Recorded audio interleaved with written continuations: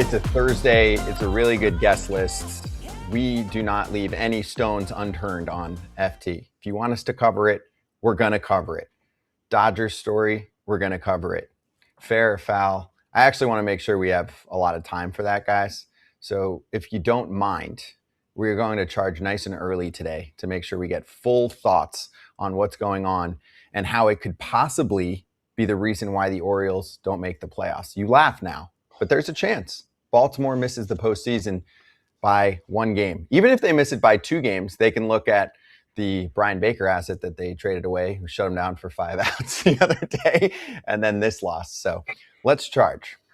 He's charging the mound. Okay, I want to get quick thoughts from you guys, and then we'll start to unravel some pictures, video, and sound. Kevin, what is fair or foul in baseball? And why can't we figure it out with all of the technology that we have in the world? Well, you know what it made me initially think about? What did Austin Powers say? We need sharks with freaking laser beams. I think it's about time we get some laser beams on top of these foul poles. Dr. Evil, right? It's already there. Yeah, and Dr. Evil. We need sharks with freaking laser beams. Yeah, but wouldn't that be $1 million? Isn't that what Major League Baseball is afraid of? $30 million for laser beams on our fair poles? They're not foul poles, they're fair poles. They're not foul poles. No one has ever hit a fair pole and they called it foul. It's a fair pole. Explain to me the images here, Kratz. Well, on the left, for everybody listening, we have the fair pole. The fair pole in Camden Yards, the ball clearly going over it. And then on the right picture, we have the ball clearly staying to the right of it, which is a fair ball down the left field line. Well, this was ruled foul. And then KP, the MLB Replay Command Center in New York City, said, call stands. Can't figure it out. The exact quote, after viewing all relevant angles, the replay official could not definitively determine that the ball left the playing field in fair territory. The call stands, and it is a foul ball. Well, in fairness to that, once it goes over the fair pole or foul pole, however you want to call it, it's a little bit of a gray area. And I think that's where we're at a point where the technology is so advanced, not only in our game now, but these other games you watch. Think about what they do in tennis. And I started to think about how tennis can do it in real time with serves, and they're serving the ball harder than this ball is actually being hit. So they have the ability to do that. Yes, I know that the tennis court, the lines don't move. Well, either does the foul pole. The foul pole never moves. The chalk lines up and down, the first base line, the third base line, they never move either. I do think it's time that we implement this type of technology. And yes, it's going to cost them a good amount of money. But this is also players' livelihoods. And I know it's not going to change a lot for Pete Alonso. This guy signed up for a lot of money, but a lot of players, the difference between hitting a home run and getting out is massive in their career. And yes, you're going to say it's one at bat, it's one game. But like you mentioned, at the start of this show, this could be the difference in the Orioles making the playoffs and not making the playoffs. We can't get it wrong. That's it. Humans get this wrong. I don't blame the replay people. I don't blame necessarily the people on the umpires on the field. I blame the lack of why we don't have it. I blame the corporate reason for why we don't have it. Well, I saw the original Hawkeye back in 2012 when they were going to think about doing a review on fair and foul balls. And the tennis stuff did not work. Because tennis works because of the fact that it's hard court and you see the line is this big from a ball that just bounces. So this is in and out, and it wouldn't work on grass because at some of the tests that they did, the line was 3 foot long, and you're like, well, what is it tracking? It's tracking the fact that it's seeing the grass move. So we don't have that on foul balls. The worst thing you could have, the easiest thing would be a camera angle, either pointed straight up or straight down the line, because the pictures that we just looked at, they're not even definitive to me. because you don't know where that picture is being taken from. It's not directly down the third baseline or first baseline. So on this show, we have former players every single day telling it like it is. Current players sometimes have to be careful about what they say. Not in this case. Let's go with Pete Alonso first.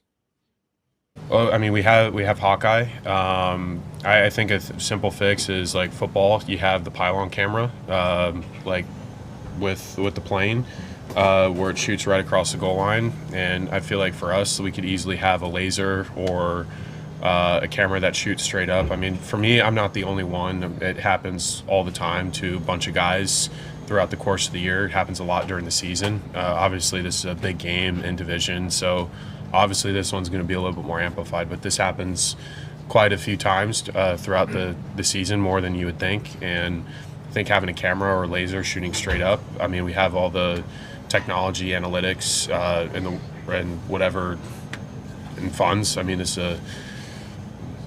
I don't see why we can't do it, but the reason why I've told it we can't do it is because every ballpark is different, and that is every ballpark is unique. It's not the same dimensions everywhere. So that's to my understanding of it. Obviously, it sucks for us. Sucks, but it is what it is. And the umpire, and then the umpire made the call on the field, and the review room stood with that call, and that's what we have to live with and move on, and we have to, as a team and individually, bear down and respond to adversity. Pete's on fire lately. He's missing a home run though. His teammate Chris Bassett said, quote, on why this hasn't happened, the fair foul technology, quote, because it would cost money. That's it. I mean, that's literally it. You ask every fan of this game that's a true fan, every single fan would want those cameras. If you ask every single player, they would want those cameras. If you ask every coach, they want the cameras. It costs money. That's it. That's literally it. End quote. John Heyman, insider, tweeted, MLB has a system that can show if a pitch misses the plate or is high or low by a quarter of an inch, but nothing that definitively shows whether a would-be home run is fair or foul. That's unfortunate. Balls don't lie on X. PGA, that ball went 174.3 miles an hour off the tee with a 15-foot left to right fade. He swung his club 119.2 miles an hour. It landed 311 yards away. MLB, how the bleep are we supposed to know where that ball went?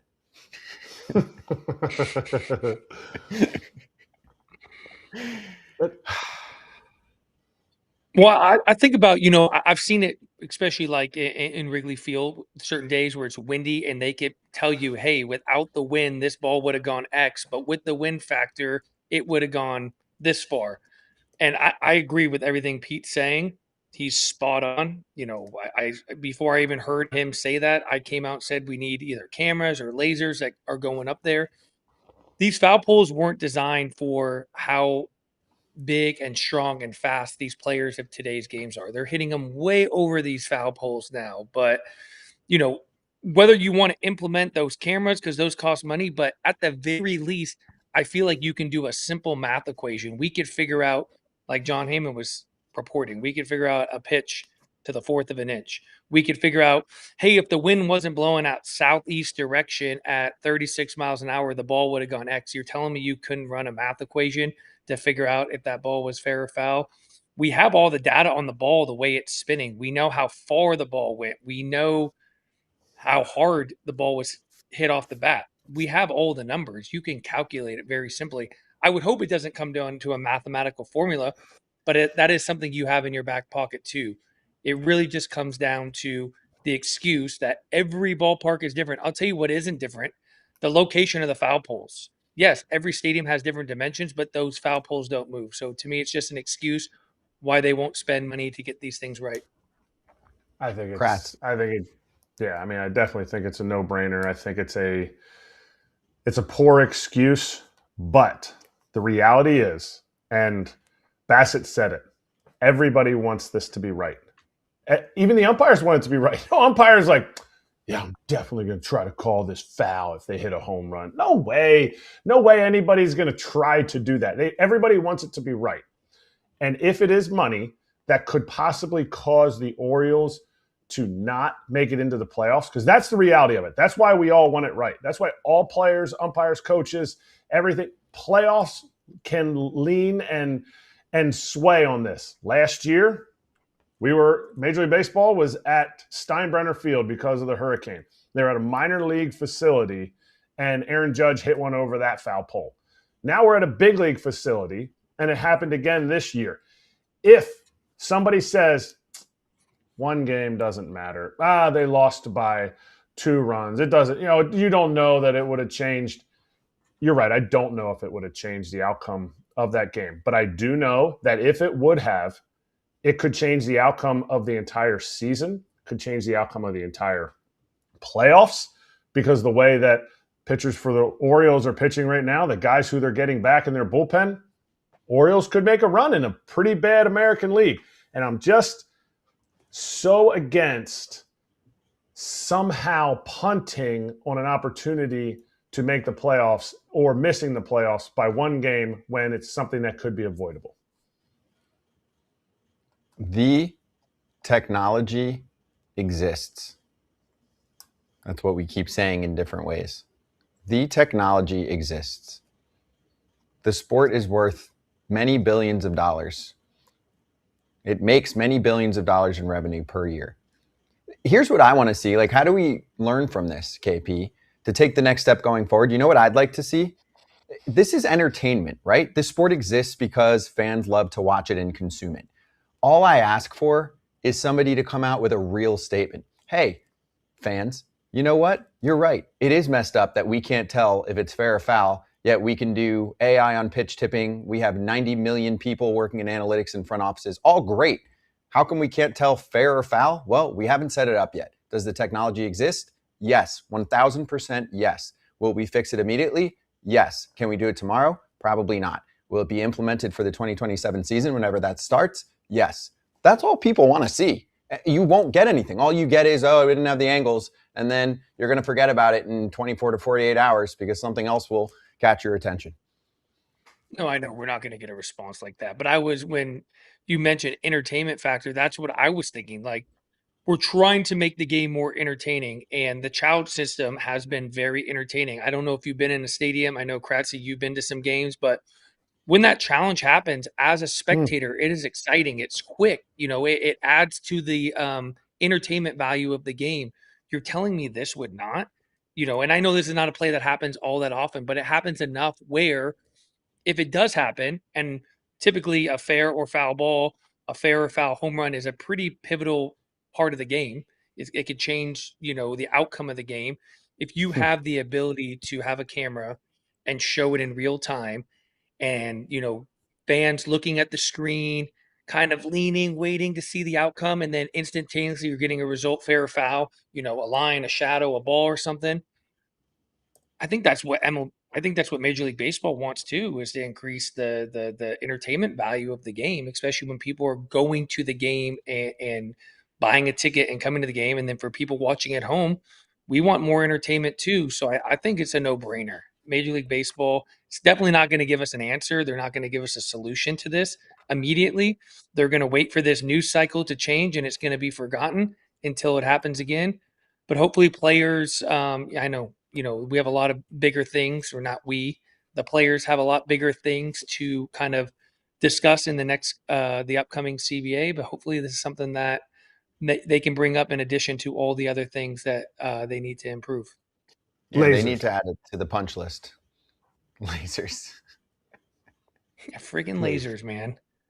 Lasers on sharks. Add that to the punch list. No salary cap. Get the non-spending teams to spend, and lasers. Lasers for foul and fair balls. Some fans, Orioles fans that are heated in the chat today are like, well, they had the evidence video. I'm like, well, they don't think the video showed them the evidence they needed, right? And other people feel that way too. So if that's the case, there's a way to do this very, very structurally sound. Yes, no, just like the challenge system. Well, in addition to that too, because I do think it's a weird thing in baseball that you can't argue a ball in front of the bases. So I think it should just be the entire baselines. And yes, chalk wears out and stuff, but the idea of the baselines never move. It's from the corner of the plate to the foul pole. So the fact that we can't even challenge balls that technically are in front of third base or first base is also wild to me.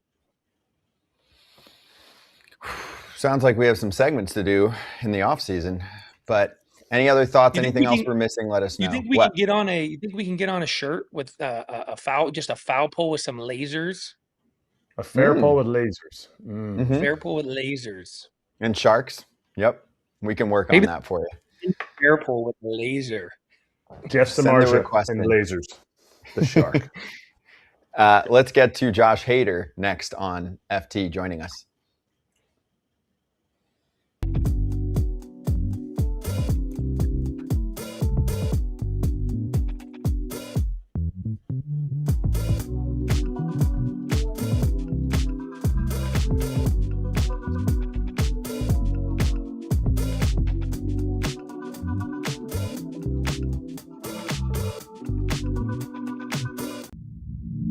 Hey, for those of you that are on your phones very often, or even if you don't use it much, you should check out your wireless bill and make sure that it is treating you well. It's summertime, you're feeling good, right, AJ? But are you spending too much on your wireless bill, and should Mint Mobile get involved?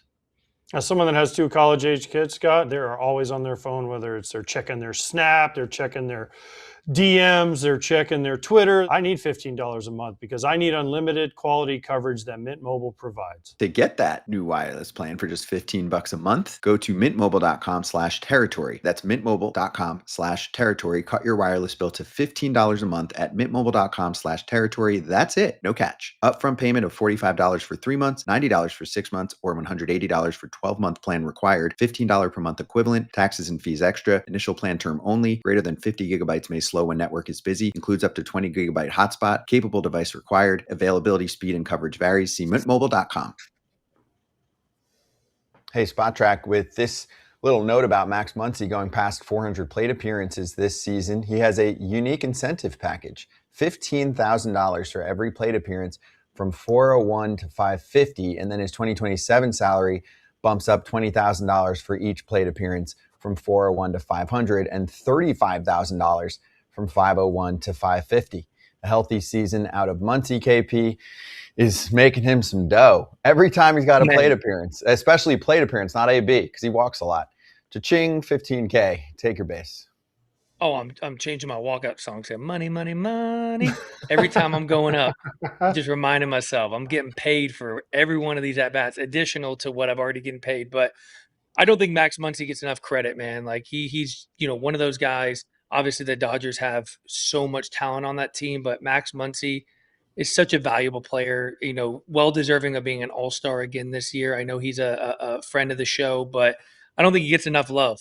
He's a guy who struggled early in his career, has turned himself into a multiple-time all-star, been able to play kind of all over the diamond, has really settled into third base, and the Dodgers are so much better when he is healthy and in their lineup. He has never had a negative WAR season when he's been with the Dodgers, and the Dodgers bet on the fact that last 2 seasons he didn't get over 400 at-bats. He has a chance to make, if he only gets 550 plate appearances, 2.25 extra million. Do it, Max.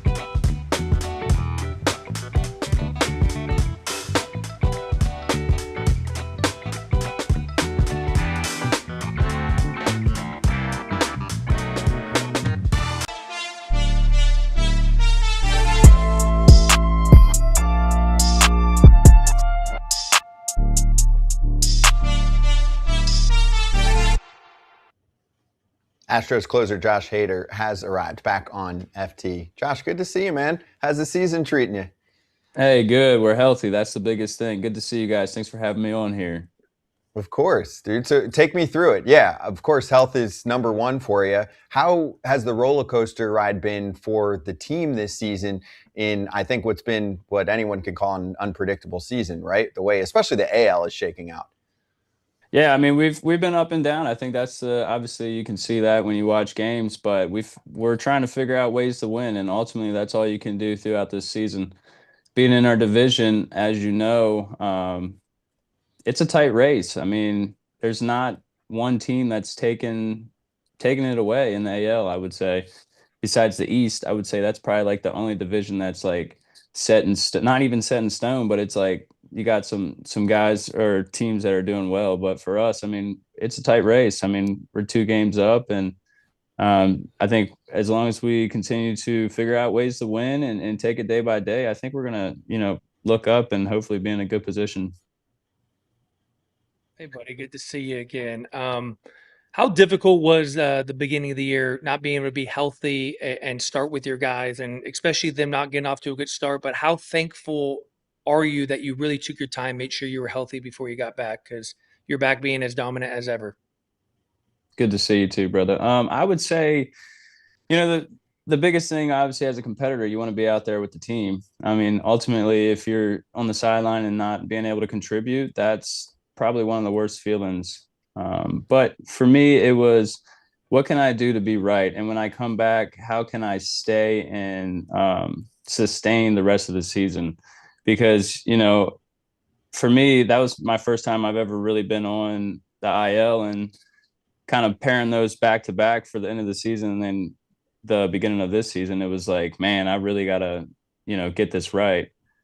But once I felt like I was in a good spot and I was able to, get the more reps of, up downs and back to backs and just getting that recovery for my tissue. Once I felt like I was good and strong, I think that was ultimately where I was like, all right, this is we're in a good spot. Let's keep moving on, and we'll figure it out throughout the season.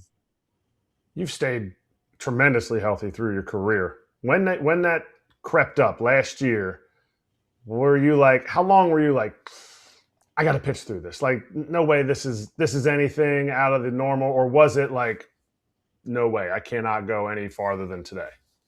Honestly, it was right around the last game in New York, and I was getting warmed up, and it was like I felt something odd, and I was like, man, it feels like my subscap needs to be released, and I'm like, I'm gonna push through it. We ended up scoring, I think, 3 or 4 runs on that Sunday game, so I didn't have to come in. I was actually worn up in the 8th to come in. We got out of it, warmed up again in the 9th. We ended up popping a couple runs, and I'm like, I go back in. I'm like, dog, thank you. Like, I appreciate y'all, because I don't know, I would have probably been throwing 80, but like I said, as a competitor, you got to figure it out.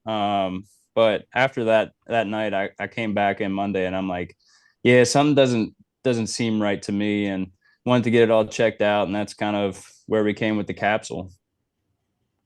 Yeah, I do want to ask you a question. I know you don't have a ton of experience because you've been mostly healthy in your career, but sometimes we make this judgment on guys, especially closers that are coming back from a rehab and they're getting hit around.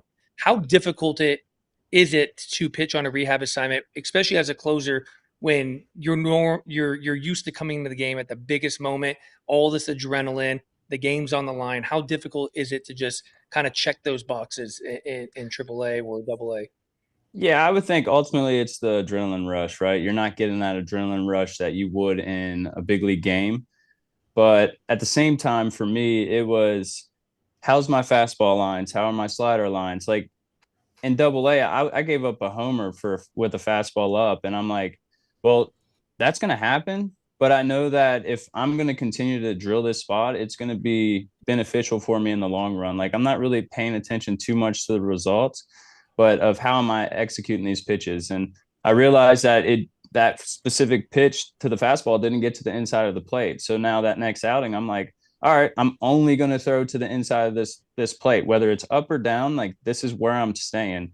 And then from there, I work the slider off of that. And then I just try and figure out where I need to be. And then, if I give up 3 home runs, like, ultimately, if I'm making my pitches, great. Like, that's all I need to do and all I need to see. And if I can command the zone and be able to expand the zone, yeah, that's going to sit you right where you need to be. Then you add the adrenaline when you get to the big leagues, and then it's like, all right, well, I already know my lines and I know where I need to be. So add that adrenaline, you're going to hopefully get a little uptick and, be right where you need to be. I mean, obviously that's not always the case, but you just like spring training, you want to put yourself in a good position when you start the season. Brother, it's been 9 years since you've been to the bushes. How much has minor league baseball changed since you were there? I think, did you play in Colorado Springs? Was that where they were, or were they in Nashville? Yeah, Colorado Springs. Yeah, Oof. How much great has it place. changed?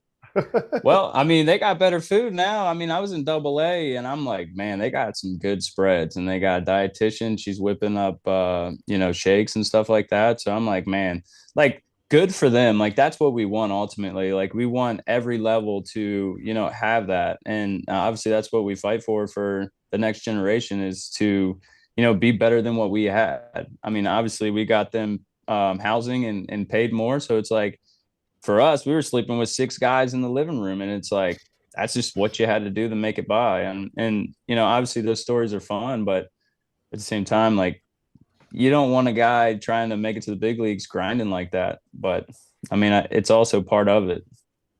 Yeah, definitely. Like, it's fun stories, but you only need to talk about somebody sleeping on a air mattress with 5 other dudes in the same apartment.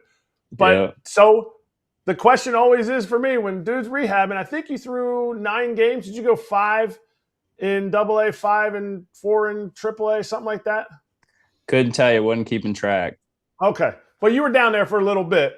Did Sure, you? yeah. 28 Did you days. get the boys? What's the play now? You don't buy the boys spread? The boys already got good food by your accord.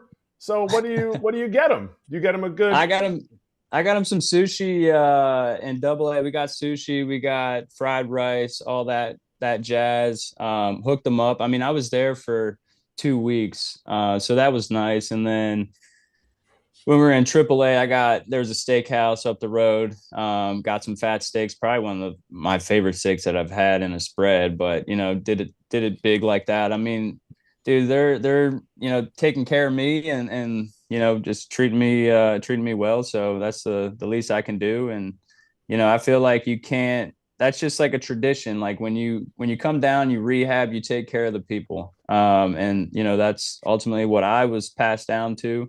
So I felt like it was my time to pay it forward. Yeah, no, I get that. But now you're just paying for the spreads that the teams are going to pay for. So maybe no.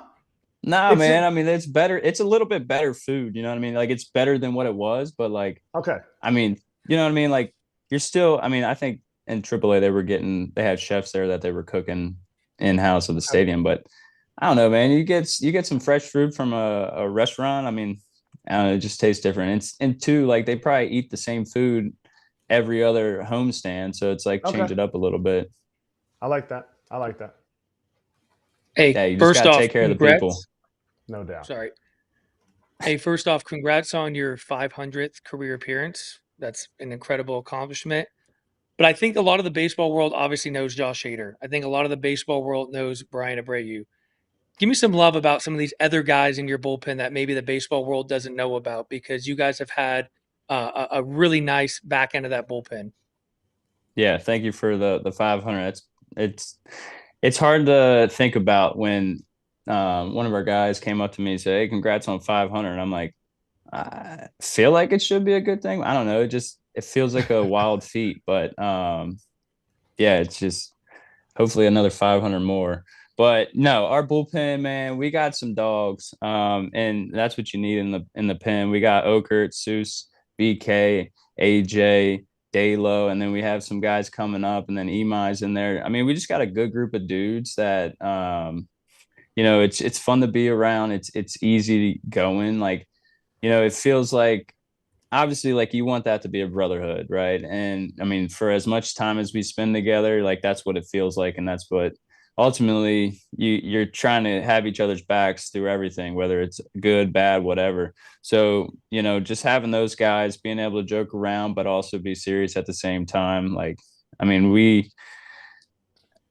obviously at the beginning of the season, some of these guys like Okert and BK and Daylo, they were putting in some work. AJ's been a fun one to watch him grow, obviously as a starter in the minor leagues and coming up and kind of transitioning into that role it's fun to see. I mean, obviously, you never know how you're going to do with routine base. I mean, because being a starter, I mean, you have 40 minutes before the game. You have 4 days in between. So it's like, what can I do to make sure I'm still getting my work in, but I'm still ready to pitch this day and maybe tomorrow? And for what he's done, going multiples, leverage, coming in second inning sometimes, like those things matter. And when you're able to kind of just put your head down and do the right stuff, like ultimately that's going to put you in a good position long term. And then, that's the same position with Oak, man. I mean, he gets called in anytime, and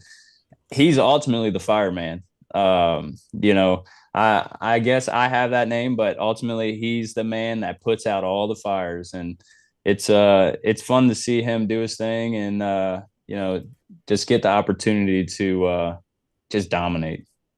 You're the fire chief. You're the one that shows up after all the smoke's out, but like you make sure all the T's are crossed and the I's are dotted. But who's the good job, guys. Clown? Who's the clown down there? Man, Okert, he's I wouldn't say he's a clown, but he's just funny, man. He just the way he keeps us going. He's always got something for us to keep us entertained. And I think he's a good guy to have in our pen. And just he brings that group together. And that's what you need. Hey, I got one more for you. I got one baseball question, one non-baseball question. We know how the American League West is still up for grabs. You guys haven't played your best baseball right now. What do you kind of sink your teeth into? Is it the experience being battle tested with that group of guys? And then my second question is, I think your property's in Iowa. I want to know about the deer. I mean, I think it's just playing good baseball, right? Like when you have situations where you can move runners around, I think when you can do that, that's when you're moving, and you're going to win more games. Ultimately, we haven't been able to do that consistently, but I mean, we have the guys to do it. We have the team that can push this thing, and I think once you get on that roll, and you've seen it in baseball where you hop on that train, September, and you move it into the playoffs, like anything could happen. So ultimately, I think it's holding strong with what we're doing. But obviously there's room for improvement. I think there's always room for improvement. You go through 162 games, you're going to have the ups and you're going to have the downs. And it's really, trying to catch that up right at the right time, especially at the end of this year. So for us, it's keep our head down and do what we do best. I mean, we have a solid core, and I think, when you get those guys moving, it's a hard lineup to navigate. Right. And then on your second question, I do have some property up north, and I've been crushing the trail cam pictures. We got some big boys out there, so I need to start shooting my bow, getting that ready. But no, I'm excited, but I can't look too ahead. Gotta focus on the baseball part of it, and then hopefully we get this parade, and then be able to go out there and sit in the stand and relax a little bit. You can practice in the bullpen. You can practice. You get your mind off it by getting that crossbow. Because I know you're not pulling anything back too far. You probably got the crossbow, so you're able to get nice. That's crazy. No, that's we can't crazy, hear you right. Bro. We can't hear you right now. We know what kind of hunting crazy. that you do. Did you see? You watch a lot of baseball. Did you see Pete Alonso's foul ball last night? No, I missed that, but I caught you guys talking about it when I was coming in, and I didn't see it. I don't know if you want to, if you got it up, you can pull it up just so I can see it and give you my rundown. But I did hear about the foul line, and I think we should do it like tennis. I mean, to your point, like lasers or whatever, we have TrackMan or Hawkeye that can do this stuff, and it's like those foul lines aren't moving. So why not do it like tennis? You know what I mean? Like tennis literally has it to where if it's hitting that line, it's in. Did you see? All right, let me see it. Let's run the pictures there. Yeah, I got it. You got that fair or foul? The top one. So is the right one where it's falling? Yeah, the left one. The left one is obviously where it's going in the over air. the pole. Yeah, for sure. I got that fair ball for sure. Even when you're pitching? I mean, hopefully not. I mean, yeah, but I mean, yeah, if I'm pitching, I'm like, that's a foul ball. No, I mean, that looks like a fair ball to me. I mean, because you got to think the left side of the flat of the pole is the line, and then the right side is in play. So if it's even halfway on that pole, I mean, it's a fair ball. I mean, that's my take on it. Yeah, no, for sure, for sure. Is there something else that you would like to see? Like, if obviously it came up last night, so that's why we're talking about it. Is there something else that you'd be like, I gotta see this change? It seems like so much common sense that we should be able to take care of this at every ballpark. Yeah, I mean, I think it's the foul lines, right? Like, I mean, that's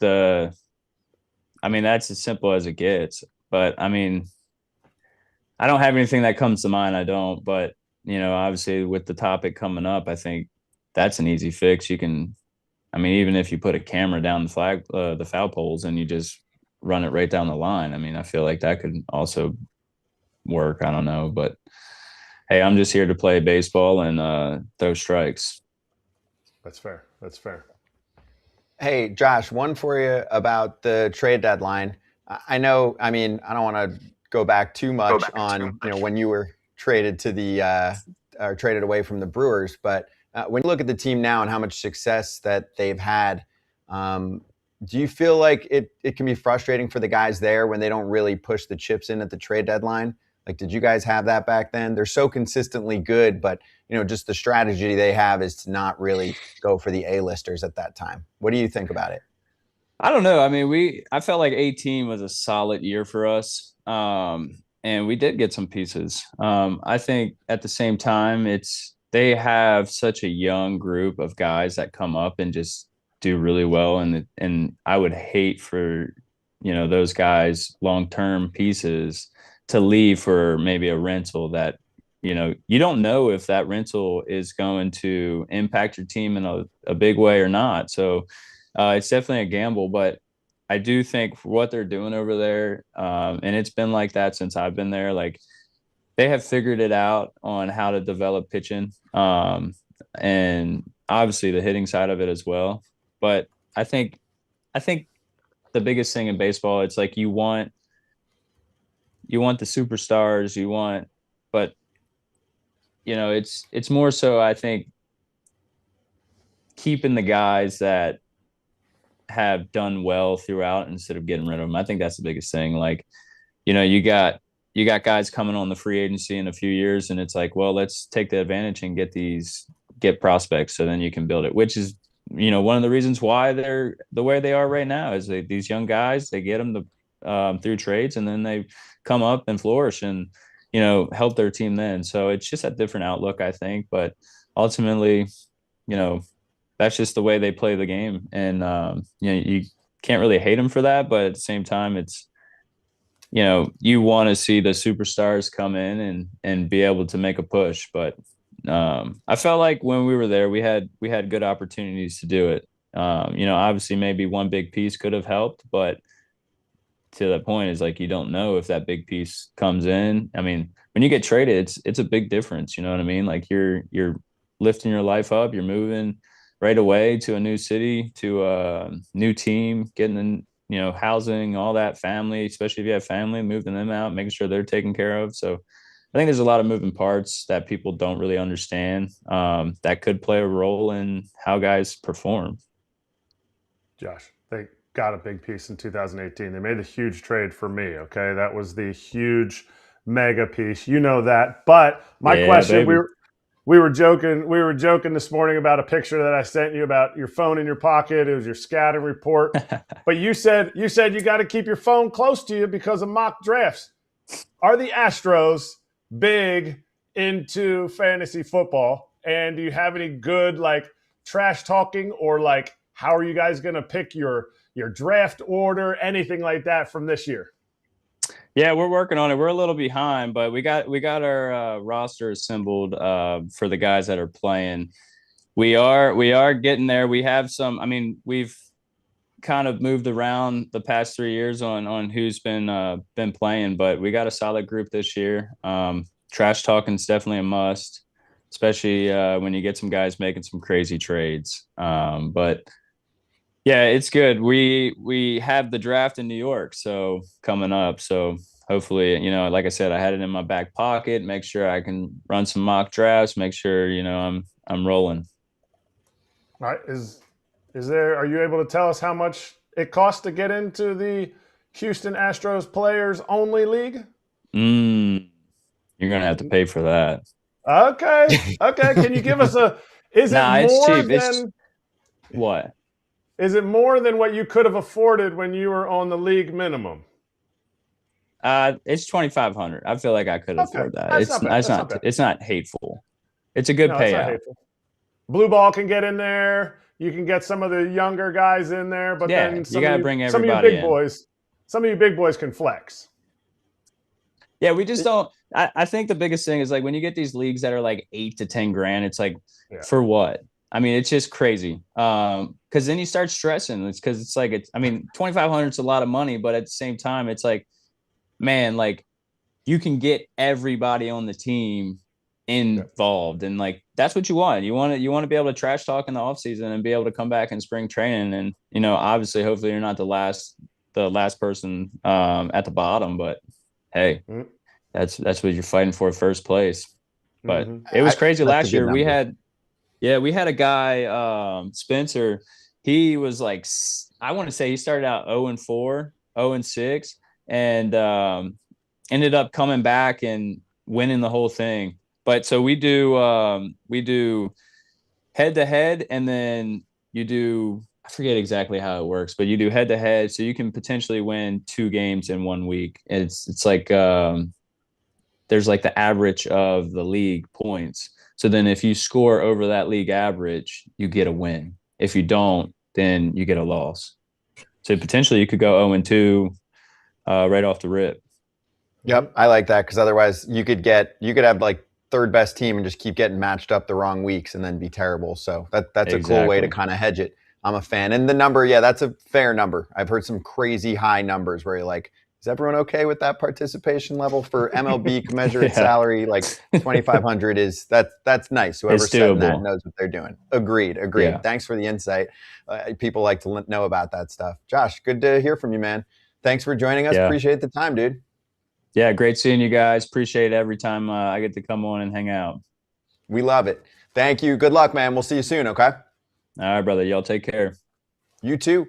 That's Josh Hader. We do a lot more, of course, on Crush City territory. That show covers the Houston Astros. And just bring it back to me for one quick sec so I can show this off.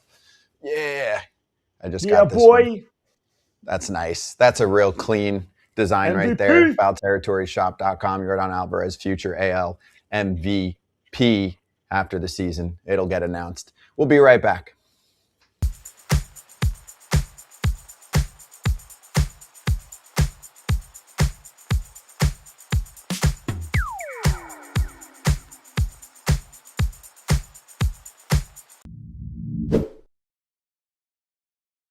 For the families out there looking for a new path to help your child succeed, take a look at K-12 Powered Schools.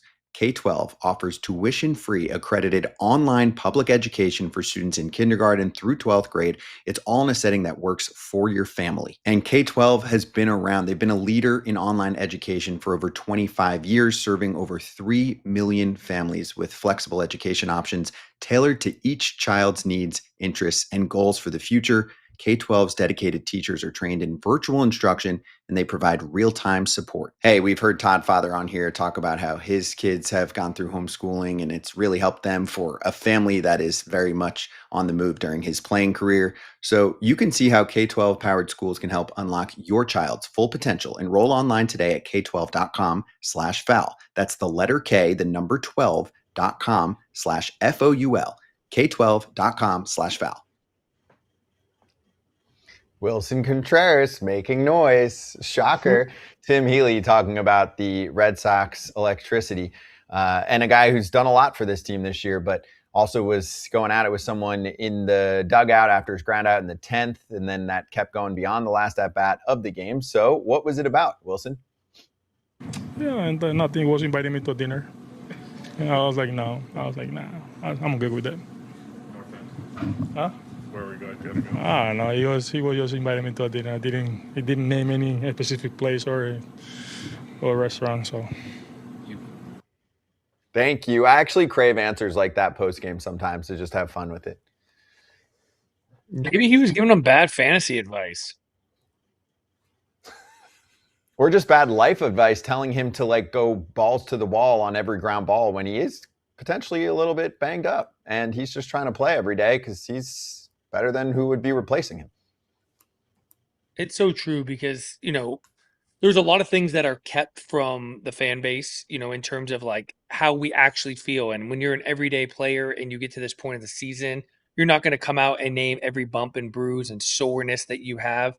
When you've been able to play for a long time in this game, you understand when you're out, when you got to push it down the line. But most importantly, a lot of the success of the Red Sox comes from him being on the field. So sometimes you got to let the fans have it a little bit, if you do it in the right way, obviously he made a scene. That's why we're talking about it. But, every once in a while it happens. It's all part. It's all part of it.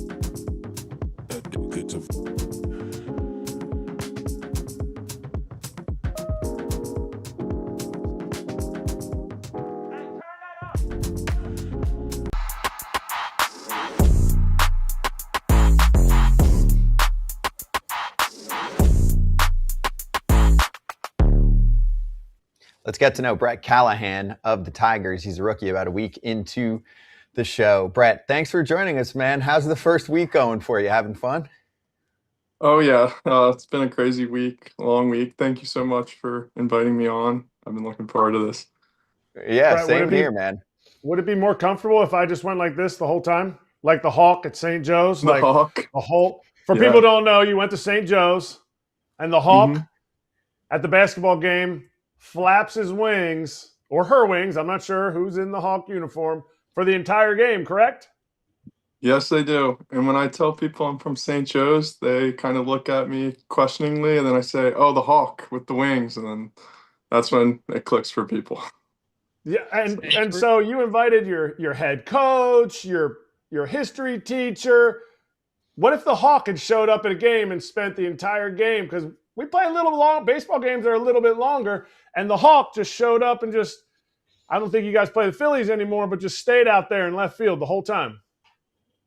That'd be a tough workout for the Hawk. I wouldn't envy him or her. That'd be legendary. That'd be legendary. Tell us about your debut. Not just like playing or the feelings. Yes, we want to hit on that, but also the support that you got in that game from different people along your way, your journey through baseball. Yeah, so I mean, it was amazing. It was like an unexpected call up, and I was kind of rushing to get people like there that could see me, and the Tigers did a great job of handling that, like getting my family out to see me. My dad ended up missing his flight, so there was a little bit of some problems for everyone getting in, but they got my family here, and then like it just turned out to be a really great day. Just being able to like be in that locker room with all the players, and meeting a lot of the new guys, or not new guys, but new guys for me. I was the new guy. And yeah, I think one of the coolest moments was like after I hit the triple, like Justin Verlander like came up to me and just like high-fived me in the dugout, and he was like, "Man, that was huge. Like, congrats." And obviously he was talking about it being my first hit, but I also think like scoring those first 2 runs in that game in a big like divisional game, like coming down the season, meant a lot to him, and it meant a lot to the team. And I thought that was really cool, like actually like really playing for something meaningful at this point in the season. For sure. Yeah. Yeah, I do want to ask you something. I do want to ask you something about I know how emotional it can be getting called up. You're obviously living your dream. You want to go out there and perform, show that you're worthy of being out there. But do you find it a little bit easier where the Detroit Tigers are at in their season, where you are going out there trying to get wins, and maybe you can deflect the focus off of yourself a little bit and just go help this team win some games? Yeah, yeah, absolutely. Like that's the main goal, and it's really cool to be able to do that. And like I said, like playing these meaningful games, and the fans really want to win. Like obviously they care about my debut and stuff, but the main focus is the game and getting things done. And I think when I get out on the field, like I can kind of forget about everything that's going on and just be locked in on performing and doing what I need to do to help the team win. What's the hardest part since you've gotten called up? Is it the fact that you got to try to find tickets for everybody and you got to stop answering all the text messages of everybody that's texting you? Yeah. Seriously, like going out there and playing on the field, like that's all like muscle memory. Like it's a little bit overwhelming getting out there and seeing all the fans, but once you step in the box, it's just a reaction. But definitely answering all the text messages, like my phone's just been blowing up. And I mean, it's like everyone that I've ever known, everyone that I've ever played baseball with, went to school with, like my parents' friends. I don't even know how all these people have my number, and it's just hard to go through that. It's hard to go through that, um, and there's a lot of people there that like are really deserving of like some kind of a response who played a role in like getting me here. That like I hope that, and now I'm hoping that I haven't like missed anyone responding to them, like just because of the overwhelming amount of texts and messages. But I definitely appreciate all the support. It's just crazy how things have changed from just a few days ago. That's incredible, man. And when I'm not doing the show, I spend a lot of time kind of sharing players' journeys about maybe not going to the biggest schools or not being first round draft picks. So tell me a little bit about your journey to how you got to St. Joe's, and do you know that you were the first St. Joe's product to hit a home run in the major leagues? Yeah, that was mentioned in an interview, um, right after that game, which I thought was really cool. But my response to that was, there's actually a lot of really good players from St. Joe's that are coming up in the minor leagues, and so it's cool that I could be the first. But I think that there will be some more soon. Um, but going back to like how I came up, like I'm from Delaware, and there's not many major leaguers from Delaware at all time. And like I I mean, I probably know most of them and have met most of them, which is pretty cool. Like it's a small communities, but I also think like the fact that I am from Delaware, like it means a lot to like um the state and like the baseball community in that state, because there's a lot of really good players who maybe just because we're from Delaware, we're a little bit like under recruited and didn't have like the best opportunities, and never were able to get as far as maybe they could have elsewhere. And then I ended up going to St. Joe's, obviously, and there's not a whole lot of players in the major leagues from St. Joe's, but Jamie Moyer uh, went to St. Joe's, and obviously he was in the big leagues for a long time. And so, I mean, it's not maybe like a pipeline, but there is some history there. Um, Do you think that and do you think the renovations that they made after you left from the baseball department? My son was getting recruited by St. Joe's. He went there, saw all the renovations and stuff. Do you feel like that will help St. Joe's be more of a pipeline? And Jamie Moyer, like, I get it. Like, people aren't going to be like, oh man, I want to throw 84 like Jamie Moyer. But Jamie Moyer played in the big leagues for like 100 years. So I feel like that's a shining light for St. Joe's. Yeah. So I actually haven't seen the renovations in person yet. I mean, I've been back to the campus, but I haven't gone through and seen like the new turf facility. But I definitely think that that's something that will bring in more players. Like when I was there, we were hitting an indoor cage on in the pool area. It was like 90 degrees and humid.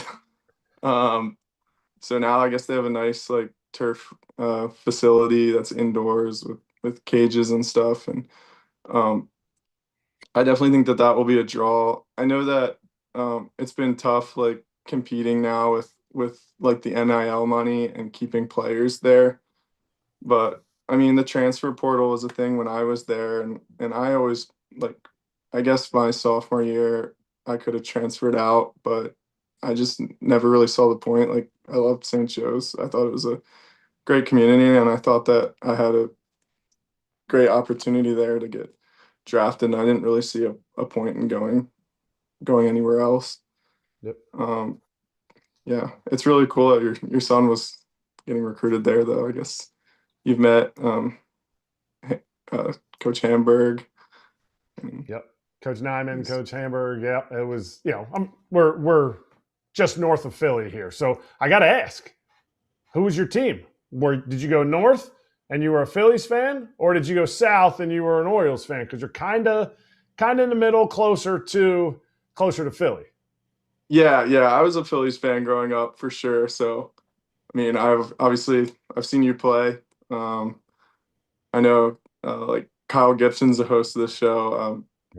Sometimes I've seen him play, and it's cool to be here, like talking to some former Phillies and being in Philadelphia for college during like that like 2021, 2022, 2023, like when they were good and like in the World Series. It was really, really a cool time there in the city, like to be there and see how the fans like back them up. We glossed over this real quick, but you said your dad missed his flight. Did he have a reason why he missed his flight? And did he end up making it there on time? And I'm assuming you still live in Delaware, so I imagine there's not a ton of flights scheduled out of Delaware Airport. So we do live in Delaware, but we're like probably like 35 minutes from the Philadelphia airport. So that's where they flew out of. Like it's just right up I-95. And yeah, my dad, so it was a whole debacle, it sounds like, and I'm glad they kind of kept me out of it when they didn't really text me too much, but I guess he had the genius idea of putting his laundry in the wash at like 6:30 when the flight was at it was like close to 10, and uh, like I said, it was a whole debacle. My mom and sister actually ended up leaving without him, um, and they made it to the airport okay, but there was an accident on I-95, and I guess he was delayed and ended up missing the flight. So my sister and mom got here on the same flight, leaving from the same place, and he was stranded in Philadelphia. So he he had an early flight the next day, so he did get here, but he actually ended up just staying. He slept in the airport, which, hey, to each their own. But he slept in the airport that night and made the flight and came up to Detroit the next day and made it on time. So now there are jokes for life within the family. Like, what was being thrown out there within the text? Like, hey, how clean is that shirt right now? Like, what was getting thrown around? Yeah, I mean, I was just hoping like he wasn't smelling. Like I don't know. I mean, like, we've all seen the movie The Terminal, maybe. And I'm just thinking about like Tom Hanks like sleeping in the airport on like a chair. I don't know. It was it was pretty crazy. Like I said, they weren't texting me too much. Like I didn't actually know that that was all. I knew he missed the flight, but I didn't know everything that happened. I think that they were just wanted me to focus on the game and my first day. So I'm appreciative of that. But now like talking to my sister and my mom, my girlfriend, who are on like a text chain together. Like I just can't believe it. It sounds That's so it sounds good. crazier than my day, really. Well, that's what I want to finish with. So I know we got into it a little bit, but can you take me through behind the scenes when it's a pretty quick call up, right? And all of a sudden you eventually get yourself into somewhat of a historic situation, definitely for Tigers player. And I think even historically, there haven't been many that do a little first pitch triple action, right? So nobody in 114 years in Detroit history in that franchise. And then let's see, in all of Major League Baseball, it's since pitch tracking began in 1988 to record an RBI triple on the first pitch of first MLB plate appearance, third player to do that ever. So, backtracking for a moment, did you even get like the really good scouting report on the pitcher and all? Like, did you get to do everything you wanted to do, or was it, hey, here to get everything you need after day one, but you just got to get here? Yeah. So I actually got the call like around like 1 o'clock the day before. So I guess that would have been Saturday. So I did have time to get there, and I did have like a good scouting report and stuff, and I knew what the pitcher had. I mean, I guess this is obvious for everyone, but like you really want to get that hit as soon as possible, probably. Like you never know when you're not going to have chances. I kind of joke about this, but like I was in the Little League World Series in 2013, and I didn't have a hit. Like I went 0 for 4. So I tell people I was in the Little League World Series, and their first question is, "Oh, did you hit a home run?" No. Oh, like, did you get any hits? No. So I did get hit by a pitch. I'm like, hey, like probably less players have been hit by a pitch in the Little League World Series than got a hit. So, but yeah, it's definitely, I was like, I need to get this hit out of the way. And I've had a pretty good track record with my first at bats in leagues. Like in college, I hit a homer in my first at bat. My first at bat in pro ball in the Florida or in the FCL, I had a double off the wall. My first at bat this year in Double A, I hit a home run. So I've had a good track record with first at bats, and I'm not saying like obviously you don't know something's gonna happen, but I had a good feeling. I was like I'm good at this. So it was amazing though, and when I stepped into the box and they made like the announcement like and making his major league debut, like I had no idea that was gonna happen, and like I had chills and stuff from it.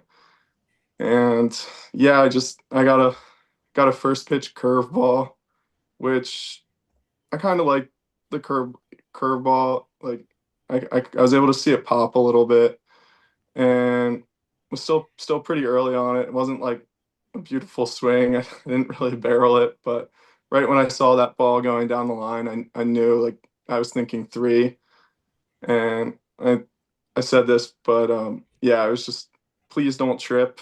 Please don't trip. Like, don't mess this up. My legs were like a little bit shaky. Um, when I got around second, I was running out of steam. My helmet fell off. I was still getting used to that big league like one flap helmet.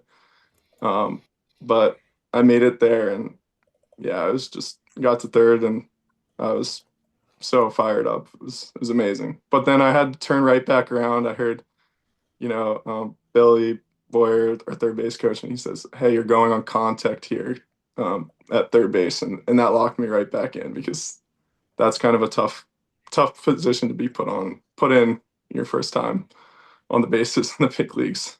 But it worked out. So you're a Little League legend, Little League World Series legend, clearly, because you went 0 for 4. Matt Wilkinson made his debut this week also. Yeah. He was a Little League legend. So what was more nerve-wracking? Being in the Little League World Series as a 12-year-old or your debut?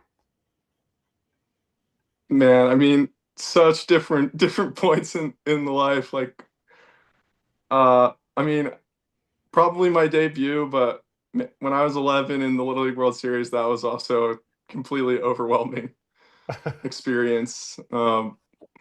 Yeah, that it was amazing. It was an amazing experience, but it was also like kind of a tough week for me. Like, I don't know. I had to deal with a lot of stuff that week too. So, but yeah, totally different experiences. Obviously, the big league debut is probably when I rank them like a bigger moment and more nerve wracking. But the Little League World Series had different pressure as an 11-year-old for sure. That's fair. Well, hey, we'll leave this interview with you knowing that Erik Kratz played, in the major leagues for quite a bit of time. And on your first pitch, you already accomplished something that he never did, which was a triple. No triples in Kratz's career. So you've already got a one-up on one of our hosts. This was great, though. Hope you enjoyed it. Brett, thanks so much for joining us, man. Appreciate it. Thank you. Thank you so much for having me. Really enjoyed it. Of course. It was great. Good luck the rest of the way, and we'll catch you soon, okay? Thank you. Absolutely. All right, that's Brett Callahan, new Tiger. They've got some young pups making it up to the show right now, contributing in a big way. Tiger territory, also talking about that. You can see on the shot here, they've had AJ Hinch and many other Tigers. Stavenhagen and Steckley, go check it out on the FT Network.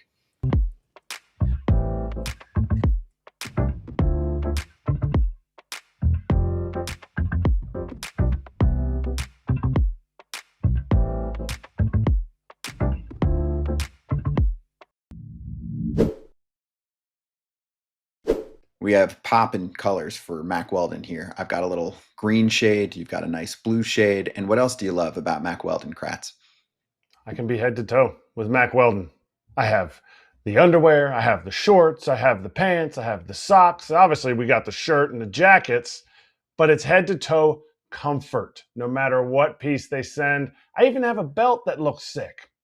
And make sure you check out Mack Weldon's AirKnit X fabric to help you out. Their lightest fabric fused with nylon mesh for maximum airflow. Skip the midday wardrobe changes. The barely there feel also keeps you feeling more dry and more fresh. You can browse that collection at MackWeldon.com. Don't sweat the heat this summer. Feel as effortlessly cool as you look with Mack Weldon. Go to MackWeldon.com and get 20% off your first order of $125 or more with promo code FOUL. That's MackWeldon.com, code FOUL.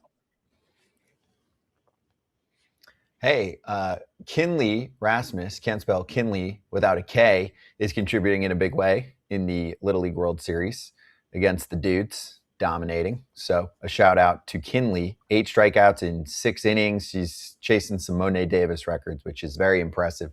Todd Frazier is our big guy out there, who will have more information for us as the Little League World Series continues, but always cool to see a story like this. Very cool. Very nice mechanics, too. I was looking at her mechanics on the mound, and those are elite mechanics.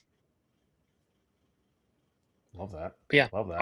Obviously super incredible, too. The fact that,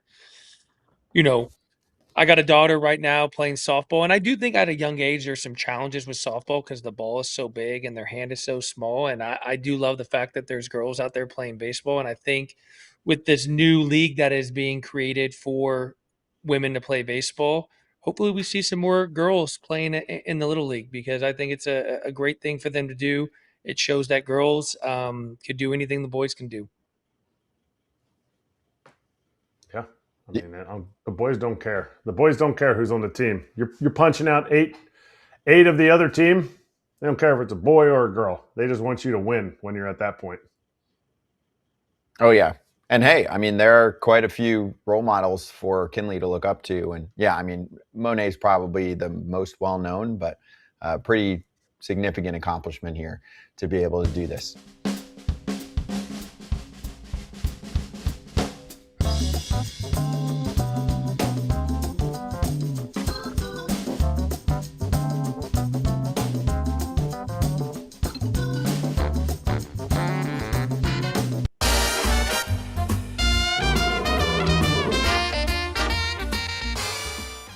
Kratz, we got to get KP going. Pap won. I had no sweat. Cade Cavalli is ridiculous right now. And then the other side of this ledger didn't do it. But Cleveland. Let me show you. How did Cleveland lose that game? Parker Messick gave him 10 punchies in 6 innings, and they lost 1-0. Jeeper days. What a Cleveland game. It's happened a lot this year, specifically to Parker Messick. They've lost 8 games this season when Messick has given up 1 or 2 runs. That's wild. He's getting Absolutely DeGrommed. disgusted looking at this board right now. It's okay. All right, KP, do you want to lead off? Maybe we Yeah, I want to batting lead order. off. And look at you threw me under the bus a little bit. I got to get this thing going, but I could take the safe way out, and I could just take a single team to win a game. I could take a strikeout prop bet. I could do a lot of things, but yet I'm going to parlay 3 things together. And I'm staying in one game because Kratz did tell me potentially of a little bit of weather on the East Coast. I'm not the weatherman. I just wanted to make sure that my bet. So I'm going inside the dome in Houston. I'm taking Jordan over. He's got to drive in 1 run. It's at 0.5 RBIs. Same with Zach Neto. I got him driving in a run. And then I'm taking Houston money line. And this has got a chance to get me out of the red. Okay. Old move, Cotton. See how it plays out for you. Probably a dumb move, but you know what? I got to get out of the red. And like we talked about, I look at it, I'm like, oh, I could take a money line, bet 100, maybe win like $80. But I'm like, I see the number. You bet 100 and win 350. I'm like, I'm in. I chase it. And that's why I never win. And I never win. No. Today's the day. Today's the day. This is why it's locks. It's not hopes. It's locks. And I'm locking in 13 out of his 21 starts this year. Peter Lambert has struck out 6 or more batters. He's done it twice to the Angels already, a team that strikes out almost the highest average in the league. So we're going to go 6+ strikeouts. It's paying -110, so I'll put 110 down to win 100. And for me, yes, we call them locks, but the problem is when we do Thursday picks, there's often slim pickings. There are 3 night games. We don't do the day games. 3 night games. So I looked at the board. I didn't love anything. And I decided Angels Astros. I think we could see some scoring in that one. So there's a little more math to it. I mean, Grayson Rodriguez hasn't pitched much, and maybe they get to him early. Not a huge fan of the Angels bullpen. I think that's fair. But I do think the Angels sometimes can score in bunches. No, like low pressure games like this late in the season. So just going a little more hunch than I do usually versus numbers. And I'll take the over on that one. So 3 locks set for you. And I'll be more safe than I was yesterday. I'm not going to do my double down like I did yesterday, which worked out. But today, just 105 to win 100 on mine. There's your 3 locks. And also, if you are playing within the BetMGM app, there's a no sweat home run token that could be yours to get your stake back in bonus bets if you don't cash in on a home run prop. So go check that out and see if you've got it in the BetMGM app. Gambling problem or concern, there's help. Call 1-800-GAMBLER.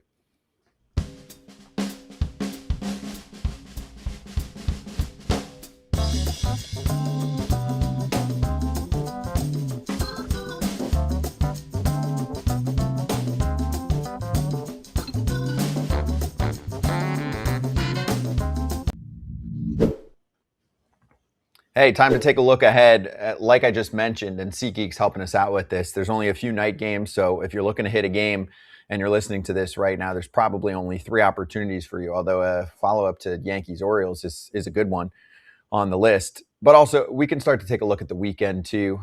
Before I do that, anything you want to throw out there that you'd like to grab a seat to? I'd probably go to the Oriole Yankee game after everything that happened yesterday. I'd love to see how the Orioles kind of bounce back. Anytime you get a chance to watch a guy like Garrett Cole pitch, I'm all for it. Yeah, I mean, you got to look ahead. I'm looking ahead to the weekend because I'm not going to any games on the rain out opportunity here on the East Coast.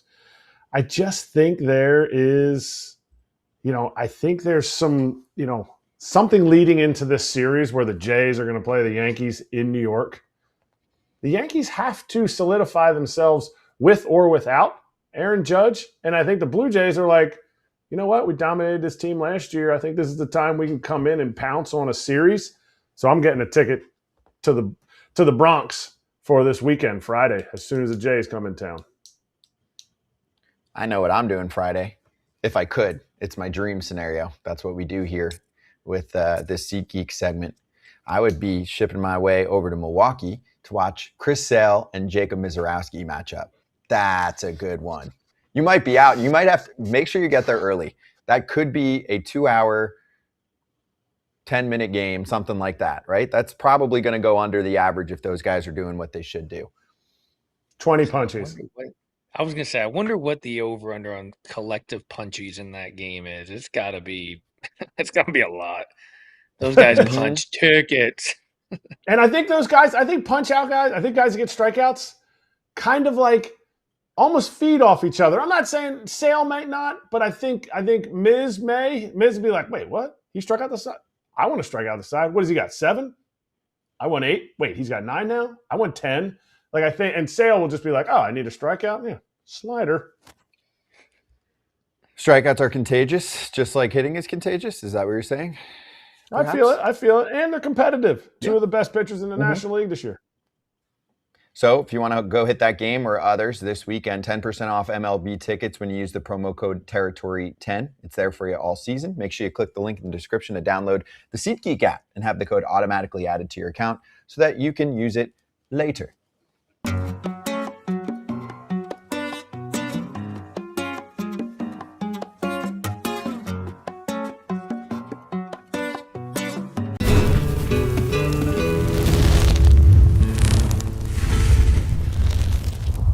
Hot Corner time, the Ketel Marte saga continues. So we will show you a little bit of updated quote sound from Torey Lovullo, the manager of the Diamondbacks. Let's start with Jody Jackson, who's a reporter on the Diamondbacks, and her tweet in regards to Mike Hazen, who runs the front office. He was non-committal on whether Ketel Marte will return this year. He did say he was hopeful. He plans to talk to him face-to-face tomorrow. This came out yesterday, so we should have more news coming soon on what happens with Marte down the stretch here for a team that, damn, really needs him right now. Let's do the sound first, and then we'll react to it. So Torey Lovullo has to deal with these questions. He doesn't have a lot to give because I don't think he knows a ton of information yet, and it doesn't sound like there's a lot of communication going on with the team and with Ketel. We hope that he's okay, right? And we put that as a blanket statement, but eventually, hopefully, we'll get some word on what's going on here. They've said personal matter plus the knee, which he flew back to Arizona for. Here's Torey on his latest questioning and his answers. I don't know. Maybe I can answer that question tomorrow, but yeah, maybe a little bit different. I had a little heads up last year. I didn't have a heads up this year.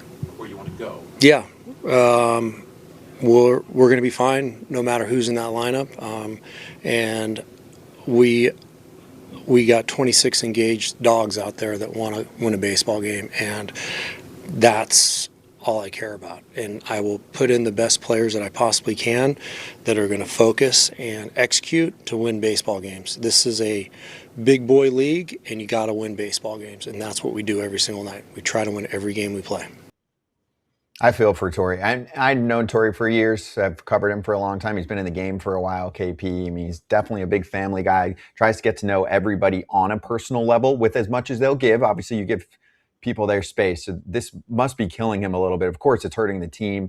He can't get much information to really be too helpful behind the scenes. And this was his reaction that we were listening to in regards to people asking how different this was this year versus last year when Ketel skipped out for a little bit of time. And Torey was kind of saying how he got more of a heads up last year, and this year sounds like more of a blitz. Yeah, first of all, I mean, he's been in the game a long time. I never really kind of came across him. I never got a chance to play for him. But after that, what he was just saying, he had me fired up. I was kind of looking around to see if I still had some cleats that fit. Like, I'm ready to go play for him. And you can understand why guys love playing for him. Just in that short clip, he got me motivated to want to go out and try to win a game for him. But you know, I think it's hard to comment on everything until they actually have that face-to-face comment. But I think you could read between the lines. He's not happy with the situation. You know, we don't really have a report on actually what's wrong with the knee, but the big issues here, the lack of communication. When you feel like you've built that trust with the player that you've been with for a long time and they go out and do something like that, it's hard to come back from that. And I'm excited to hear what comes out of that conversation when they actually sit down face to face and what sort of decisions are made. Definitely. I love reading between the lines, and maybe it's me jumping to conclusions. Torrey's not too pleased, like KP said. He's like, it takes a lot. This is a big boy league. Like, it takes a lot to get out there. He said 26 dogs that want to get out there. Like, I love that Torrey started it by saying, maybe this is something that I'll be able to answer for you better tomorrow. But then, him being an honest, and he's always a good interview. He's always very honest. Whenever I've talked to him, that was an honest statement. And I think it's something that maybe it doesn't affect Ketel Marte, but the fact that Ketel Marte probably, top 3, if not the top second baseman in the league. I get it. McGonagall's probably up there now too. Jazz had a year last year, but when he's there and he's clicking, he's even a top 5 player in the league with MVP votes. You're just not going to be able to find a replacement like that. But for him to miss this, I just hope it's not something super serious and he can get back soon, because he's kind of bailing on his teammates if it isn't something serious. Yeah. How do you think this affects the team down the stretch here, guys? I mean, like Kratz is mentioning, he's one of the best middle infielders in the sport, right? I mean, the bat is ridiculous. Let's not even talk about like the emotional or psychological component to this, but you're talking about a guy who's getting MVP votes every year. Like, you can't replace the talent that he possesses. So from strictly a talent standpoint, it's a huge loss. You just can't go onto your bench. You can't go into your minor league system and bring up a guy that can do the things that Ketel Marte can do at his position. He is one of one, and he's not even having his best year, but you could probably put these statistics up against second basemen across the game, and I don't even know. I would tell you he's in the top 5. So you can't replace a talent like that. Then you talk about the emotional component of feeling like you have a teammate kind of quit on you. You think that you're a brotherhood in that room. You think you have each other's back. And then when he just does not show up to a game and doesn't have communication with any of the guys, or doesn't have communication, with the manager. So when you feel like they've been through a lot of battles together, that they would, be on the same page during something like this, it's a tough blow and it's a distraction. But when you got a leader like Torey Lovullo coming out and giving a speech like that, and that's just the media. Imagine what he's given behind closed doors, letting you know that we don't need him. We got 26 dogs in this room, and we're going to go out and win a game.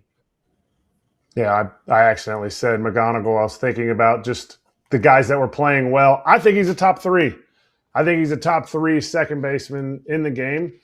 But nobody ever sits there in the middle of a game as a player and goes, man, if Aaron Judge was up at this spot, we'd be doing good. Do you think about it going into the game? Man, we'd be doing better if we had Judge. We'd be doing better if we had Ketel. Yes, you think about that. But in the game, you're like, I hope Jordan Lawler can step in. I hope that, an outfielder that we're throwing into second base. I hope that Perdomo can slide over. Whatever they're doing, I get it. Perdomo's playing short.